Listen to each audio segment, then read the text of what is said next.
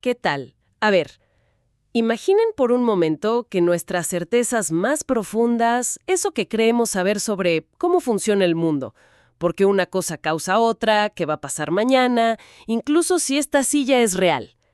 ¿Qué tal si todo eso no se basa en la lógica pura y dura, sino en algo más, pues, más parecido a un instinto o a una costumbre mental?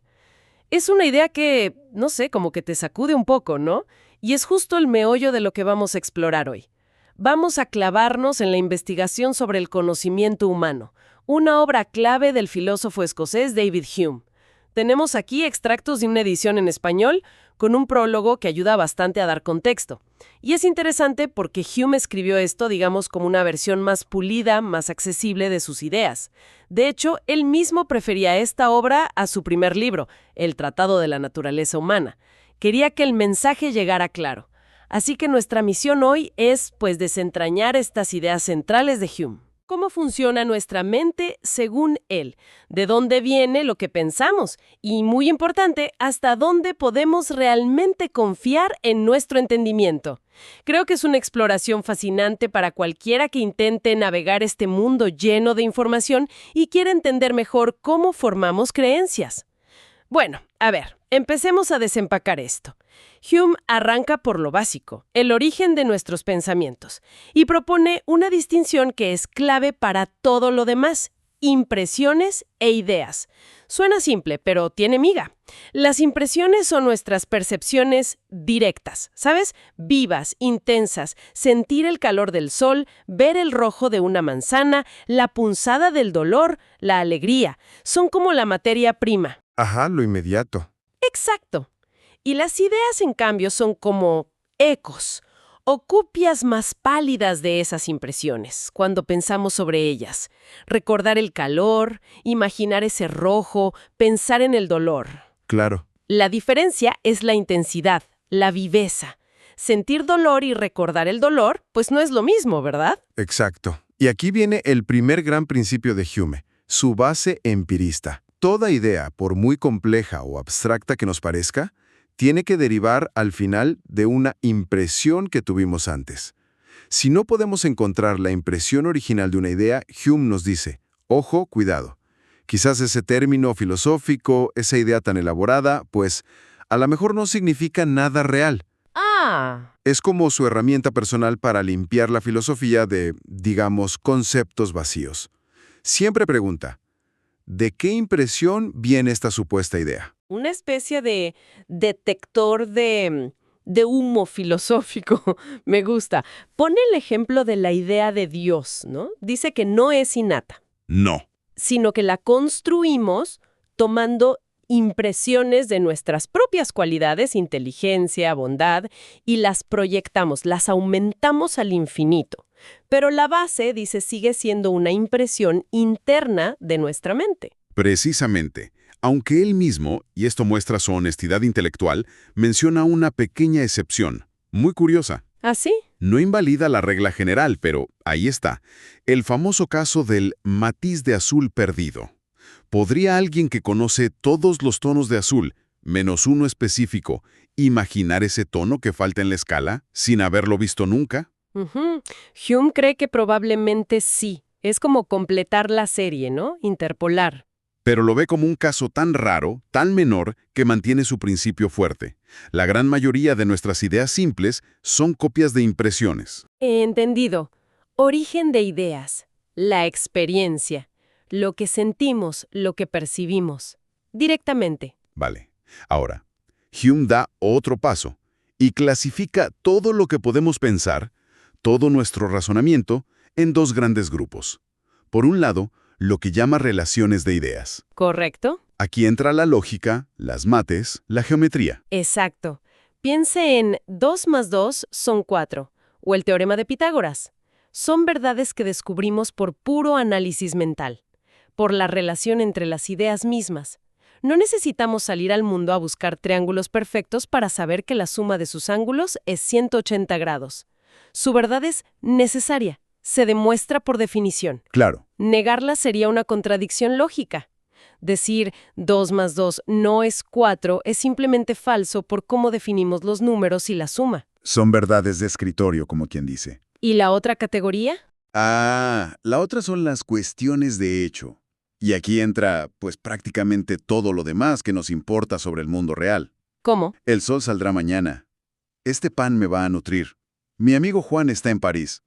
Se refieren a cómo son las cosas en la realidad, a la existencia. Y aquí la cosa cambia totalmente. ¿En qué sentido cambia? Pues a diferencia de las relaciones de ideas, la verdad de una cuestión de hecho nunca es lógicamente necesaria. Su contrario siempre es posible. Siempre podemos imaginarlo sin que haya una contradicción. A ver. Podemos imaginar perfectamente que el sol nos salga mañana, o que un pan, por alguna razón extraña, en lugar de nutrir, envenene. No hay contradicción lógica ahí. Ok, entiendo. Por lo tanto, la única manera de saber si una cuestión de hecho es verdadera o falsa es consultando la experiencia, observando el mundo. No podemos demostrar a priori, solo pensando, que el sol va a salir mañana. Y esto conecta con algo potente que mencionaba el prólogo de la fuente que usamos. Al decir que estas cuestiones de hecho, o sea, el conocimiento empírico, no se pueden reducir a relaciones de ideas, al conocimiento racional. Exacto. Hume está como que desafiando siglos de filosofía que ponían lo racional por encima de la experiencia concreta. Totalmente. Está diciendo, ojo, el conocimiento que sacamos del mundo con nuestros sentidos y experiencia no es de segunda categoría. Es un tipo de conocimiento fundamental, distinto, irreducible al razonamiento puro. Le da su propio lugar, su propia importancia. Vale, entonces tenemos ideas que vienen de impresiones y dos tipos de conocimiento, el necesario, como las mates, y el contingente, el del mundo real, que depende de la experiencia. Y aquí es donde la trama se complica, ¿no? Ajá. Porque casi todo nuestro razonamiento sobre el mundo real, sobre esas cuestiones de hecho que van más allá de lo que vemos o recordamos ahora mismo, parece que depende de una conexión fundamental, la de causa y efecto. Totalmente de acuerdo. Ves huellas en la arena y deduces, alguien pasó por aquí. Oyes una voz conocida tras la puerta y concluyes, es tal persona. Tomas una medicina esperando que te cure. Constantemente estamos infiriendo efectos a partir de causas, o causas a partir de efectos. Es la base de cómo predecimos, cómo explicamos, cómo funcionamos en el mundo. Pero entonces Hume lanza la bomba. ¿De dónde sacamos esa idea de conexión causal? ¿Cómo sabemos que A causa B? ¿Es por lógica? ¿Por puro razonamiento? Y su respuesta es un no rotundo, un no gigante. Afirma que nuestro conocimiento de la causa y el efecto viene únicamente de la experiencia. No hay forma de que solo examinando un objeto a priori, sin haberlo visto antes, sepamos qué efectos va a producir o qué lo causó. Usa el ejemplo de Adán, recién creado. Por muy listo que fuera, mirando el agua por primera vez, no podría saber qué ahoga. Viendo el fuego, no sabría qué quema. No hay nada en la transparencia del agua o en el brillo del fuego que lógicamente implique esos efectos. Y aquí entra su famoso ejemplo de las bolas de billar, ¿verdad? El clásico. Sí. Vemos una bola blanca que va hacia una roja. Esperamos que, al chocar, la roja se mueva. ¿Pero por qué? Si lo piensas fríamente, dice Hume, el movimiento de la bola roja es un evento totalmente distinto al movimiento de la blanca y al choque. No hay una conexión lógica necesaria entre ellos. Exactamente. Podríamos imaginar otros 100 resultados sin caer en contradicción lógica. Que las dos se queden quietas, que la blanca rebote, que la roja salte por los aires, que desaparezcan. La razón, por sí sola, no tiene cómo preferir un resultado sobre los otros. Es solo la experiencia pasada la que nos dice qué suele pasar. Pero entonces, si no es la lógica, ¿qué es lo que observamos realmente? ¿Qué nos da la experiencia en estos casos? Y aquí viene otro punto clave de Hume. Lo único que la experiencia nos muestra, dice, es una conjunción constante. O sea, hemos visto repetidamente en el pasado que un evento del tipo A, choque de la bola blanca, ha sido seguido por un evento del tipo B, movimiento de la bola roja. Observamos secuencia, regularidad, pero no observamos ninguna conexión necesaria, secreta, ningún poder oculto en la causa que produzca el efecto de forma inevitable. Esa conexión la ponemos nosotros. ¡Wow! O sea, A ver si entiendo. Si no es la razón la que nos hace esperar que el futuro sea como el pasado, que el pan siga nutriendo, que las bolas de billar hagan lo de siempre, ¿qué es? ¿Qué es lo que nos impulsa? Si no es lógico, es irracional nuestra expectativa. Hume ofrece una respuesta que es central en toda su filosofía. No es la razón con mayúsculas, sino la costumbre, el hábito. La costumbre. Sí. Después de ver muchas veces que A va seguido de B, nuestra mente, por una especie de mecanismo natural, casi un instinto, adquiere la costumbre de esperar B cada vez que percibe A. Es una transición mental automática, un principio de la naturaleza humana. O sea, nuestra confianza en que una causa tendrá su efecto es más como un reflejo condicionado que una deducción lógica. ¿Algo así? En cierto modo, sí. Se parece. Pero ojo, es un reflejo increíblemente útil, necesario para sobrevivir. Sin esta tendencia a esperar que las regularidades del pasado continúen, no podríamos planificar nada, ni aprender, ni adaptarnos. Hume incluso señala que los animales aprenden de la experiencia de forma muy parecida. Por hábito. No porque hagan silogismos complicados. La naturaleza, digamos, nos ha equipado con este mecanismo por razones muy prácticas. Vale.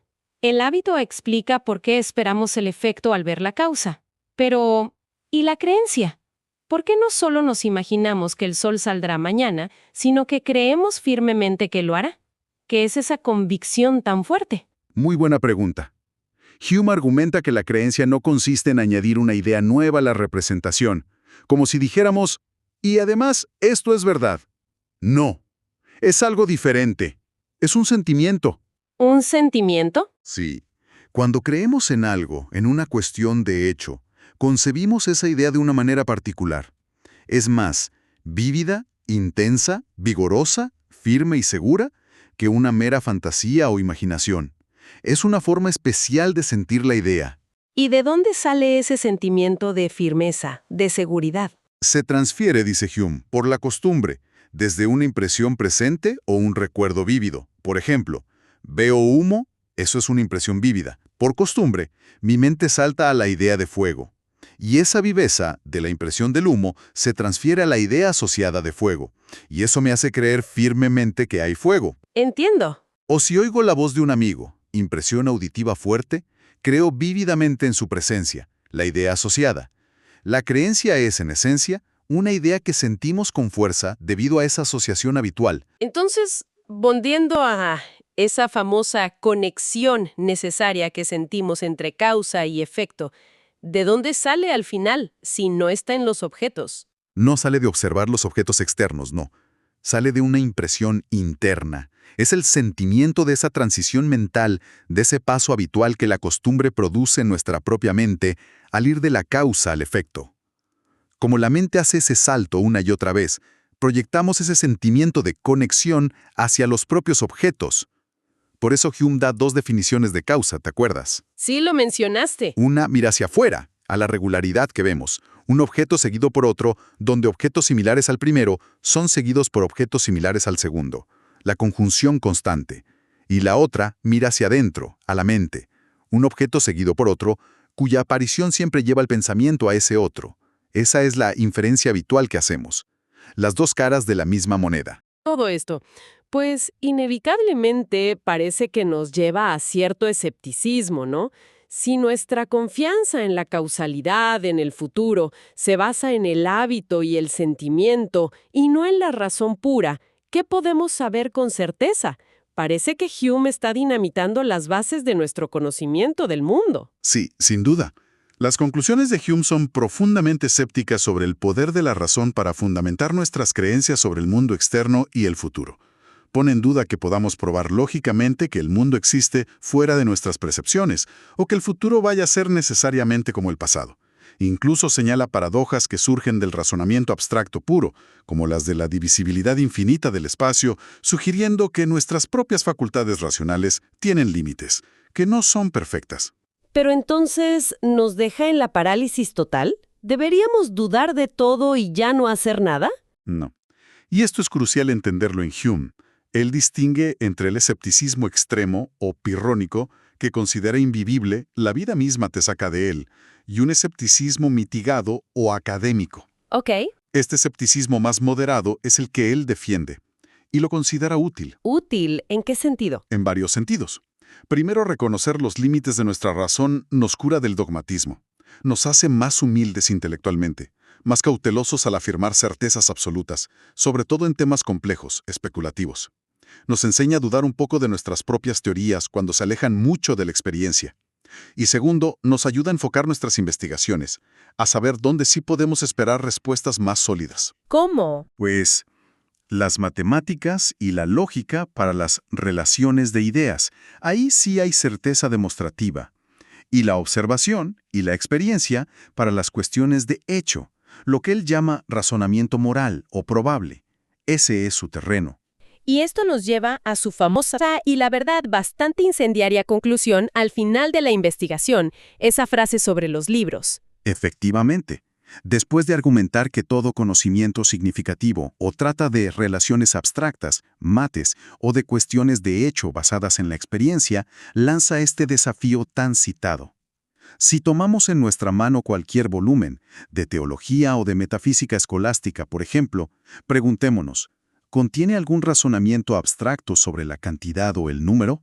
No. ¿Contiene algún razonamiento experimental sobre cuestiones de hecho y existencia? No. ¿Y entonces? Tírese entonces a las llamas, pues no puede contener más que sofistería e ilusión. Uf, palabras fuertes. Es una llamada radical a limpiar las bibliotecas, ¿no? A basar el conocimiento en fundamentos sólidos, o lógica y mates, o experiencia. ¿Nada más? Es una conclusión muy coherente con su empirismo radical y su escepticismo sobre las pretensiones de la razón de ir más allá de lo que la experiencia nos puede dar en cuestiones de hecho. Y estas ideas centrales sobre la causalidad, la experiencia, el hábito, tienen coletazos interesantes en otros temas que Hume trata. Mencionaste los milagros, la libertad. Sí, claro. Sobre los milagros, su argumento es básicamente estadístico, por así decirlo, basado en la experiencia acumulada. Un milagro es, por definición, una violación de una ley natural. Ajá. Y una ley natural es algo que hemos visto cumplirse de forma firme e inalterable. O sea, innumerables veces hemos visto que el plomo cae, que la gente no resucita. La experiencia es masiva en ese sentido. El testimonio humano que afirma un milagro, en cambio, sabemos que es falible, que la gente miente, se equivoca, exagera. Claro. Entonces, para creer racionalmente en un milagro basado en testimonio, dice Hume, la falsedad de ese testimonio tendría que ser más milagrosa, más contraria a nuestra experiencia uniforme sobre cómo funciona el testimonio, que el evento milagroso mismo, y concluye que, racionalmente, el testimonio humano nunca es suficiente para probar un milagro que sirva de base a una religión. Para eso se necesita fe, que es otra cosa. Pone el listón altísimo para creer en milagros basándose en evidencia. Entendido. ¿Y sobre el eterno debate de la libertad contra el determinismo? ¿Libre albedrío o todo está causado? Ahí Hume intenta, digamos, disolver el conflicto. ¿Cómo? Redefiniendo los términos clave según su propia filosofía. Define la necesidad, o sea, la causalidad, no como una fuerza misteriosa, sino como las dos cosas que sí observamos. 1. Conjunción constante. Vemos patrones regulares entre motivos y acciones humanas. Y 2. Inferencia habitual. Nuestra mente espera ciertas acciones dados ciertos motivos o caracteres. Y argumenta que esta necesidad, así entendida, la vemos todo el tiempo en el comportamiento humano. Hay una gran regularidad. Y siempre estamos haciendo inferencias sobre cómo van a actuar los demás basándose en su carácter, su situación. Vale, eso es la necesidad a lo Hume. ¿Y la libertad? La define no como una ausencia total de causas. Eso para él sería el azar, que considera una ilusión, algo sin significado, sino como la libertad de espontaneidad, es decir, el poder de actuar o no actuar según las determinaciones de la voluntad. O sea, Eres libre si puedes hacer lo que decides hacer. Si no hay una coacción externa que te lo impida, como cadenas o una pistola apuntándote. Si decides levantar el brazo y nada te lo impide y lo levantas, pues eres libre en ese sentido. y entonces dice que son compatibles, esta libertad y esa necesidad. Sí, sostiene que esta libertad, la ausencia de coacción externa, es perfectamente compatible con la necesidad, entendida como regularidad causal e inferencia. Son dos cosas distintas que pueden coexistir. De hecho, argumenta que la necesidad es esencial para que podamos hablar de responsabilidad moral. Si las acciones de una persona no estuvieran conectadas causalmente con su carácter, con sus motivos, si fueran puro azar, ¿cómo podríamos elogiarla o culparla? Claro, no sería su acción. Exacto. La responsabilidad requiere que las acciones provengan de la persona, de sus causas internas, de su carácter. Necesitamos esa conexión causal. Fascinante cómo conecta todo, ¿eh? Así que, recapitulando un poco, David Hume nos pinta un cuadro donde nuestro conocimiento del mundo real, del mundo fáctico, está profundamente anclado en la experiencia y en el hábito.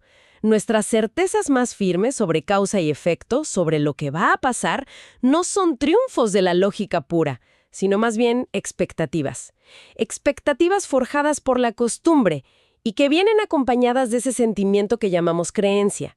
Es una visión que nos baja un poco los humos racionalistas, ¿no?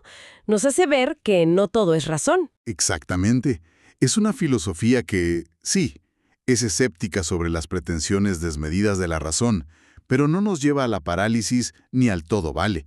Al contrario, yo creo que invita a la humildad intelectual, al rigor crítico. Nos empuja a preguntarnos siempre por el origen de nuestras ideas. Vienen de una impresión real. Están basadas en experiencia sólida. Nos hace conscientes de esos fundamentos no siempre racionales, el hábito, el sentimiento de mucho de lo que damos por sentado cada día. Es un llamado a la claridad, a la precisión, a reconocer los límites de nuestro entendimiento y a ser cuidadosos con lo que afirmamos saber. Y nos deja pensando, si gran parte de cómo entendemos el mundo, cómo inferimos causas y efectos, cómo formamos nuestras creencias más básicas, depende de estos mecanismos, hábitos, sentimiento, que no son estrictamente racionales, ¿qué implicaciones tiene esto para cómo deberíamos abordar el aprendizaje o la toma de decisiones importantes? O incluso, ¿cómo gestionamos los desacuerdos con gente cuyas costumbres y, digamos, sentimientos de creencia parecen chocar radicalmente con los nuestros? Ahí queda la pregunta, flotando, algo para seguir masticando después de esta exploración de Hume.